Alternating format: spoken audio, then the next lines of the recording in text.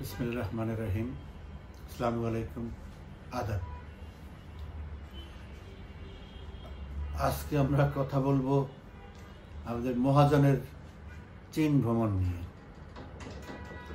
তার আগে একটু আগেই মহাজনের সর্বশেষ মিথ্যার একটা উপাখ্যান শুনে আসলাম, দেখে আসলাম। উনি জাতির উদ্দেশ্যে ভাষণ দিয়েছে, সেই ভাষণে কিছু কথা বলেছে। সব কথার উত্তর আমি এখন তো দিতে পারবো না, আমি এখন দিতে চাচ্ছি না।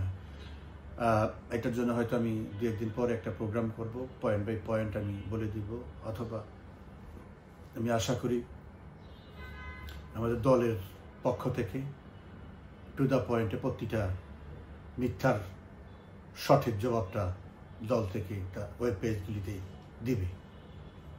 আমি শুধু ওনার আজকের বক্তৃতার দুইটা বিষয় আপনাদেরকে একটু স্মরণ করিয়ে দিতে চাই। একটা হচ্ছে যে উনি বলেছে যে পুরানো কথা নতুন করে বলা আর কি, তারপর আবার বলতে হচ্ছে যে শেখ হাসিনার সরকার অর্থনীতিকে লন্ডভন্ড ধ্বংস করে দিয়ে গেছে। ওনারই অর্থ উপদেষ্টা মিস্টার সালাউদ্দিন আহমেদ এই 2 দিন আগে খালেদ মহিউদ্দিনের এক অনুষ্ঠানে খালেদ মহিউদ্দিন জিজ্ঞেস করতেছিল তাকে যে 26 সালে যে উন্নয়নশীল দেশে যে গ্রাজুয়েশন করতেছে, তার মানে হচ্ছে যে আওয়ামী লীগ যাই করুক অর্থনীতিটা ঠিক রেখেছিল। উত্তরে সালাউদ্দিন সাহেব বলছে এটা অস্বীকার করার কোনো কারণ নেই, সুযোগ নেই। এই হলো ওনার লন্ডভন্ড করার চাক্ষুষ প্রমাণ হলো, হাতে নাতে প্রমাণ হলো ওনার উপদেষ্টার, অর্থ উপদেষ্টার বক্তব্য। আর একটা কথা বলেছে, ওই আবারও বলেছে আজকে $234 বিলিয়ন পাচার হয়ে গেছে। তো এটার উদাহরণ দিছে যে কত বড় ধরনের কৌশল তারা গ্রহণ করছে।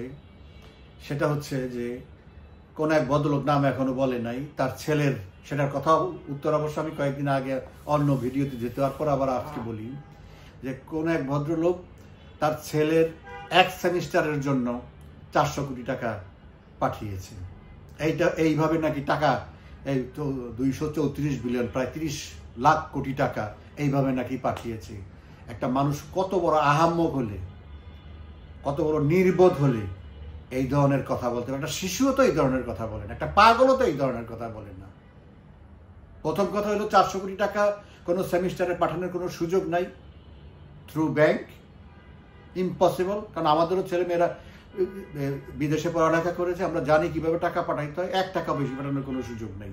আমি যা ডিক্লারেশন দেব যে আমার পার সেমিস্টার এই টোটাল 4 বছর এত টাকা যাবে, ওই ব্যাংক ওই সিস্টেমে ওইভাবেই রেকর্ড করা থাকে। এর বাইরে আপনি 1 টাকা কমও দিতে পারবেন না, বেশিও দিতে পারবেন না, সিম্পলি ইম্পসিবল। তারপরে তারা সেই কথা বলেই যাবে। আরেকটা কথা বলছে ওনারা নাকি পাসপোর্ট এই চালু করবে। তো পাসপোর্ট তো প্রধানমন্ত্রী শেখ হাসিনার সরকার আরো 1.5 বছর আগে চালু করেছে। প্রধানমন্ত্রী নিজেও পাসপোর্ট ইউজ করে, স্বরাষ্ট্রমন্ত্রী পাসপোর্ট ইউজ করে, আর বহু লোকই পাসপোর্ট ইউজ করে। এবং এখন থেকে পাসপোর্ট দেওয়া হচ্ছে, এমআরপিও দেওয়া হচ্ছে, দুটোটাই দেওয়া হচ্ছে। তো উনি এটারে বানালো এটা। তারপর আবার বললো কি অফিসে মানে ফাইলিং, ফাইলিং এর সিস্টেম। এইসব ফাইলিং আরো 3 বছর আগের থেকে প্রধানমন্ত্রী শেখ হাসিনা বিদেশে গেলে ওখানে বসে ফাইল সাইন করে, এখান থেকে ইলেকট্রনিক সিস্টেমে ফাইল পাঠায় দেয়, ফাইল সাইন করে। এইসব ফালতু কথা উনি মানুষকে কি হাইকোর্ট বুঝাইতেছে আমি বুঝলাম না। তো আরো অনেক কথা আছে, সেগুলি বলে আমি সময় নষ্ট করতে চাচ্ছি না। বিষয়টা যেহেতু চীনে উনি চলে যাচ্ছে কালকে, যার জন্য আমি আজকেই শেষ সময়, এর জন্য আজকে কথাটা ওনার ওই ব্যাপারটা একটু কথা বলার দরকার আছে, এই জন্য বলছি। এই বিষয়ে সুযোগ হলে আমি পরে বলবো, অথবা দলের থেকে পুঙ্খানুপুঙ্খভাবে এই মিথ্যা কি করার আছে, মিথ্যা কথা বললে তো উত্তর দিতেই হবে, তাই না? তো যাই হোক, তবে আরেকটা জিনিস আমি কারেকশন করছি। এতদিন আমি বলতাম যে 90 সালে 6,000 টাকা বেতনের চাকরি করে সেই লোক কিভাবে 60,000 কোটি টাকার মালিক হয়। আজকে সেটা কারেকশন করে বলতে চাচ্ছি যে নতুন যে তথ্য প্রমাণ আসতেছে তাতে দেখা যাচ্ছে উনি 1 লক্ষ কোটিরও বেশি টাকার মালিক হয়েছেন। অল্প সময় আগে পূর্বাঞ্চলে 68 একর জমি কিনেছে। এই উত্তরাতে আপনার 5 একর জমি কিনেছে, একদম ওয়াল ঘেরাও করা আছে, আরো অনেক আছে, এগুলি সময় সময় বলা যাবে। তো ওনার কীর্তি তো শেষ নাই, ওনার তো কীর্তির শেষ নেই। উনি যা করেছে উনি বিশ্ববিখ্যাত, এই ব্যাপারে কোনো সন্দেহ নাই। ধান্দাবাজে, ফটকাবাজিতে, ধোকাবাজিতে he is the great one. যাই হোক, উনি চীন যাচ্ছেন আগামীকালকে। তো চীন সরকার, এটা কোনো সরকারি সফর না। আমি আগেও বলেছি, ওনাকে কোনো দ্বিপাক্ষিক সফরে আজ পর্যন্ত কোনো সরকার, ওনার তো বন্ধুর কোনো শেষ নাই, সব দেশই ওনার বন্ধু, কিন্তু কোনো বন্ধু ওনাকে দ্বিপাক্ষিক সরকারি সফরে ওনাকে আমন্ত্রণ জানায় নাই। উনি গেছে ওই জাতিসংঘে, এই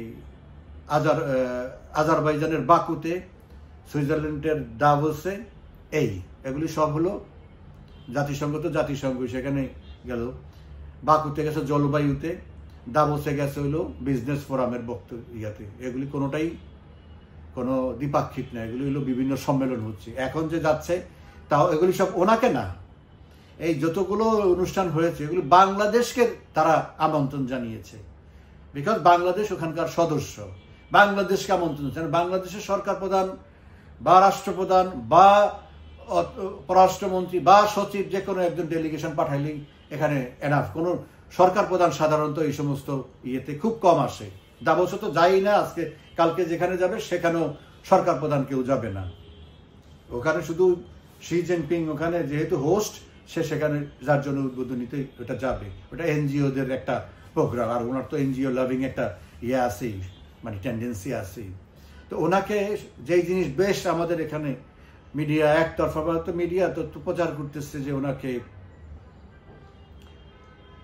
প্লেন পাঠিয়ে ওনাকে নেওয়া হচ্ছে।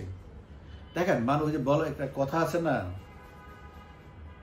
One who can't change his own nature, ইংরেজিতে একটা কথা আছে। তো কয়লা ধুইলে ময়লা যায় না। তো ওনার হলো ভিখারির স্বভাব, ওনার আত্মমর্যাদা বলতে কিছু নাই। তা না হলে আপনি যাই হন, অবৈধ হন আর যাই হন, আপনি তো বাংলাদেশের প্রতিনিধিত্ব করতে যাচ্ছেন। আপনার কোন আক্কলে আপনি ওই চীনের কাছে আপনি প্লেন চাইলেন? আমার প্লেন নাই। শেখ হাসিনা প্লেন তো 22টা কিনা দিয়ে গেছে, বোয়িং সেরা বিমান সহ। তো আপনি একটা প্লেন নিয়ে যাবেন, কোনো সমস্যা কি? আপনি কেন ওখান থেকে ভিক্ষা চাইলেন? আমাদেরকে অভাব আছে একটা প্লেন নিয়ে ওখানে যাওয়া, আবার যখন শেষ হবে আবার নিয়ে আসা? আপনি কেন ভিক্ষা চাইলেন? ভিখারির স্বভাব কেন? আপনাকে নিজে তো গেছেনই। আপনি আমাদের দেশকে এখন ভিখারি এবং মানে একটা কি বলে আত্মমর্যাদাহীন একটা দেশ হিসাবে এখন প্রতিষ্ঠিত করতে, সব জায়গায় যাকে দেখে তার কাছে টাকা চায়, তার কাছে ভিক্ষা চায়। এই অবস্থায় তো শেখ হাসিনা রাখেন, এটা তো ছিল আরো 16 বছর আগের ঘটনা।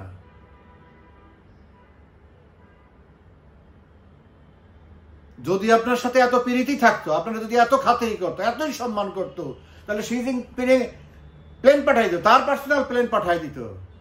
যেরকম বঙ্গবন্ধু পাকিস্তানের কারাগার থেকে মুক্তি পাওয়ার পরে লন্ডনে যাওয়ার পর লন্ডন থেকে উনি দেশে ফিরবেন, তখনকার আপনার কি বলে প্রাইম মিনিস্টার এডওয়ার্ড হিথ তার নিজস্ব প্লেন দিয়ে দিয়েছে, সেই দিল্লি থেকে ঢাকা আসছে, দিল্লির প্রোগ্রাম সেরা, সেই প্রোগ্রাম সেরা ঢাকা আসছে প্লেনে। তো পারলে এরকম করতো যে এতই যখন সম্মান, আপনার সম্মান, তো আপনার জন্য শি জিনপিং এর যে বিশেষ প্লেন আছে সেই প্লেন পাঠাই দিত। তাইলে বুঝতাম যে না, আপনার প্লেনে ওনার স্পেশাল প্লেন অনার, এটা তাকে মানে অনার করতে হবে। সেটা তো না, আপনারা তো ওই উবার থেকে প্লেন পাঠাই দিতেছে, ওই রেন্টা কারের মতো আপনাকে আরেক জায়গা থেকে প্লেন ধরে একটা পাঠাই দিতেছে, নিয়ে আপনার ওইটা নিয়ে যাবে। এইভাবে তো মানে দেশের আর কত, দেশের ভিতরেও গেছে, এখন বাইরে ধরছে আর কি, কিভাবে মানে সব শেষ করে তারও যাবে, তো যাবেও মানে আমাদেরকে আচা হাতে নেওয়া হয়েছে এখন। তারপরে হলো যে আমাদের কাপড় চোপড়ও খুলবে আর কি, এরকম অবস্থার মধ্যে সে আমাদেরকে ফেলতেছে। চায়নার সাথে উনি এত রাগডাগ দেখাচ্ছে, চায়নার সাথে উনি কি করবে? প্রধানমন্ত্রীর শেষ সফর ছিল ওখানে, সেই সফরে চায়নার সাথে যে এমইউ গুলো স্বাক্ষর হয়েছে, এরপরে আর কিছু বাকি নেই। এরপরে সম্পর্কের উন্নয়ন এবং লেনদেনে ভবিষ্যৎ পরিকল্পনায় এর চেয়ে আর কিছু বাকি, ওখানে আর কিছুই বাকি নেই। Everything has done. Prime minister আসার পরে আমি আমার ফেসবুকে একটা পোস্ট লিখেছিলাম যে যেই এমইওগুলি হয়েছে এগুলো যদি সফলভাবে বাস্তবায়ন হয়, এখানে 30 থেকে 35 বিলিয়ন ডলারের অপরচুনিটি আছে, মানে ওখান থেকে নেওয়ার। সেখানে অনুদানের একটা অপশন আছে, তারপরে নো ইন্টারেস্ট লোন আছে, লেস ইন্টারেস্ট লোন আছে, তারপর রেগুলার ইন্টারেস্টের লোন আছে, এবং সেটার কোনো লিমিট নেই। যত প্রজেক্ট দিবেন সব প্রজেক্টই তারা করবে। আপনি এখন কি আনবেন? আপনি যা আনতে চাইবেন তা ওই খাত থেকে। আপনি বলছেন যে মানে বিশাল কিছু করে ফেলবেন, আপনার সাথে বিশাল কিছু করবে না, পলিটিক্যাল কোনো এঙ্গেজমেন্টে চায় না, এখানে যাবে না। আপনার তিস্তা নিয়ে লাফাইতেছেন। ইন্ডিয়া যদি বলে যে আমি এটা চাই না, আপনি যতই লাফান এটা করতে গেলে আপনি তো আর বিপদে পড়বেন না, আপনি তো ফুস। আপনার ফ্রান্সে বাড়ি কিনে ফেলেছেন, আপনি ওখানে 2-3 বিলিয়ন ডলার আপনি ওখানে ইনভেস্ট করছেন, আপনি ফুট কিনে ওখানে চলে যাবেন। 12টা তো আমাদের বাজে যাবেন। কারণ ইন্ডিয়াকে বাইপাস করে আপনি কিছু করতে গেলে আপনার আমার দেশের বিরাট ক্ষতি হবে।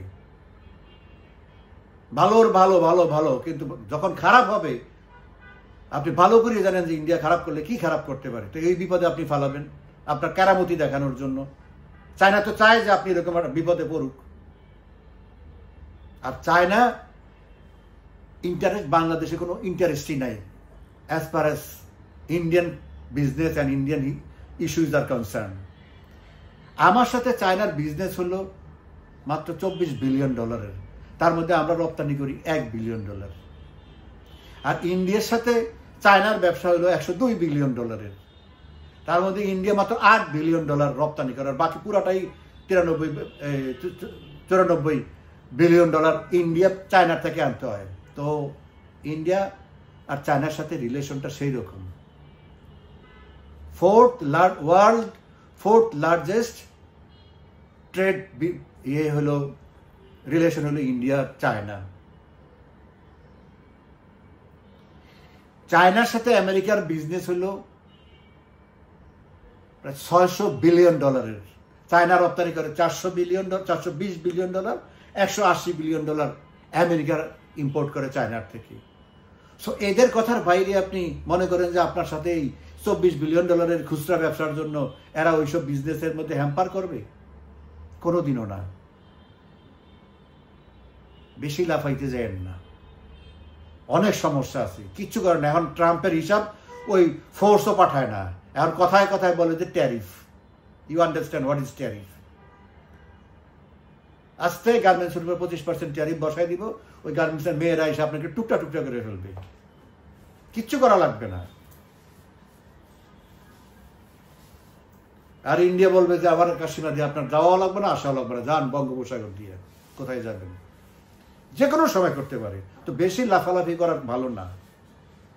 বহুত প্রস্তাব দিয়েছিলেন নরেন্দ্র মোদী, ঠিক আছে আমি ইন্ডিয়া কি বলে চায়না যাব না, আমাকে 5 মিনিটের জন্য ব্যাংককে দেখা করার সুযোগ দেব।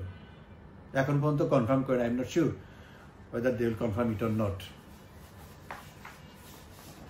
এইসব উল্টা সিধা জিনিস বুঝে কোনো লাভ নেই। এগুলো মানুষ বুঝে আমার থেকে বহু, এই দেশের মানুষ অনেক বেশি স্মার্ট, অনেক বেশি ইন্টেলিজেন্ট, এসব ধোঁকাবাজি বুঝে। রাজনৈতিকভাবে আমি সরি যে আমি নিজের কথা বলতেছি, ওনার রাজনৈতিক বয়স হলো 2007 সালে 3 মাস, আর এই এখন গেল 8 মাস, 8-3 11 মাস। আমি রাজনীতি করি 50 বছর। ওনার থেকে এই দেশ আমি বেশি চিনি, ওনার থেকে আন্তর্জাতিক যেই দফা রফা হয় তা ওনার চেয়ে আমি বেশি জানি, আমি সময় বেশি দিই ওনার থেকে। সো দ্যাট আমি ওই কারণে ওনার থেকে, উনি আমার থেকে 20 বছরের বড়, ইট ডাজন্ট ম্যাটার, বাট কে কতটা কিভাবে সময় দিতে পারে দ্যাট ইজ ইম্পর্টেন্ট। আমি ওনার থেকে অনেক বেশি সময় দিই এইসব ব্যাপারে। So in that case I know better than him. ওনার ক্যাবিনেটে এমন কেউ নেই আমার সাথে 10 মিনিট বসে কথা বলবে রাজনীতি, অর্থনীতি, দেশ বিদেশ কোনো বিষয়, এইসব বিষয়ে। তো আমরা মুখস্থ কথা বলি না, কোনো আক্রোশ থেকে প্রতিহিংসা থেকে করে না, রিয়ালিটি বলার ভঙ্গি হয়তো এইরকম সেরকম হতে পারে, বাট যা বলি this is reality, this is true.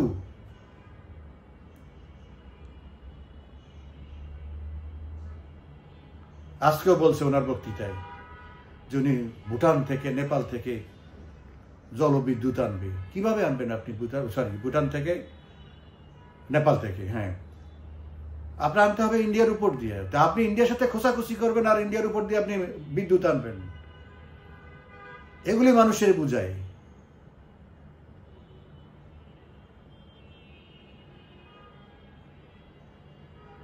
যাই হোক, ওই এর আগে তৌফিক গেছে, পররাষ্ট্র সচিব নিয়ে আসছে একটা ঘোড়ার ডিম, উনিও নিয়ে আসবে, কিছু করার নিয়ে আসবে। আর আমাদের পাইপলাইনে যেগুলি এতদিন বন্ধ রাখছে ইন্ডিয়া পেমেন্ট, হয়তো সেখান থেকে $1-2 বিলিয়ন ওখান আগের যেগুলি স্যাংশন করা আছে যে প্রোগ্রাম, ওখান থেকে হয়তো দিবে। তাও ওনার কোনো লাভ হবে না, কারণ উনি তো ওই পর্যন্ত নাই। ওগুলি আস্তে আস্তে আরো 6 মাস 7 মাস 1 বছর 2 বছর যাবে, সেই সময় তো ওনার নাই, ওনার তো আয়ু শেষ। ভারতের প্রাইম মিনিস্টারের সাথে চায়নার প্রেসিডেন্টের সাথে এই বছরে 3 বার দেখা হবে। ব্রিক্সের শীর্ষ বৈঠক, G20 শীর্ষ বৈঠক নভেম্বরে, ব্রিক্সের বৈঠক হলো জুলাইতে, ডিসেম্বরে হইল SCOর China cooperation organisation, Shanghai cooperation organisation SCO, সেখানে ইন্ডিয়া এবং চায়না, রাশিয়া, এরা সবাই ওখানে member. It's a very powerful organisation. তারা ওখানে মিটিং করবে। India and China become so close, তারা তাদের সেই অতীত শেষ হয়ে গেছে। তো ইন্ডিয়াকে আপনি শো করবেন আমি চায়নার সাথে খাতির করব, এইসব ইন্ডিয়া কেয়ার করে না, এসব পাত্তাও দেয় না। ইন্ডিয়া জানে দৌড় কতটুকু। ওই চায়নার থেকে অস্ত্র আনবেন, অস্ত্র আমরাও আনছি চায়নার থেকে। ইন্ডিয়া হয়তো অখুশি হয়েছে, কিন্তু প্রধানমন্ত্রী শেখ হাসিনা থেকে চায়নার থেকে সাবমেরিন আনছে। ওইটা আমাদের ফোর্সেস গোলের মধ্যেই আছে, কি কি আনতে হবে, এর বাইরে আপনি যেতে পারবেন না। শেখ হাসিনা যেটা সেট করে দিয়ে গেছে ওখান থেকে ওইভাবেই করতে হবে। আপনি এখন মুখের জোরে আর মিডিয়া সেটার জোরে বলবেন আমি করতেছি, যেই কয়দিন আছে এগুলি সবই উনিই করে দিয়ে গেছে, সব ওখান থেকেই করতে হবে। ওনার চালানো গাড়ি আপনি ঠিক মতো চালাইতে পারতেছেন না।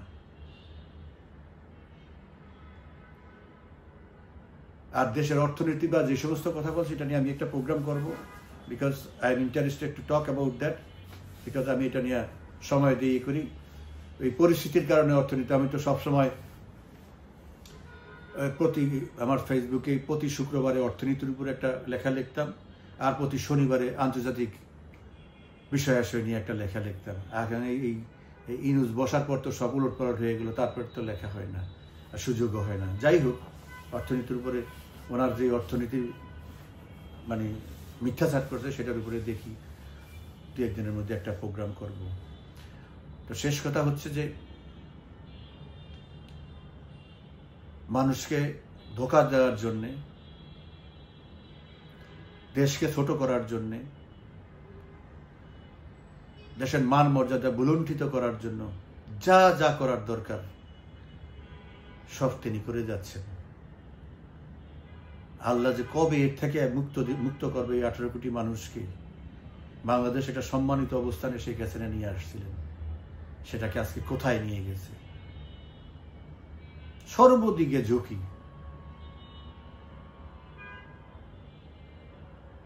যাই হোক, কথা বাড়াচ্ছি না, ভালো থাকবেন, ধন্যবাদ সবাইকে।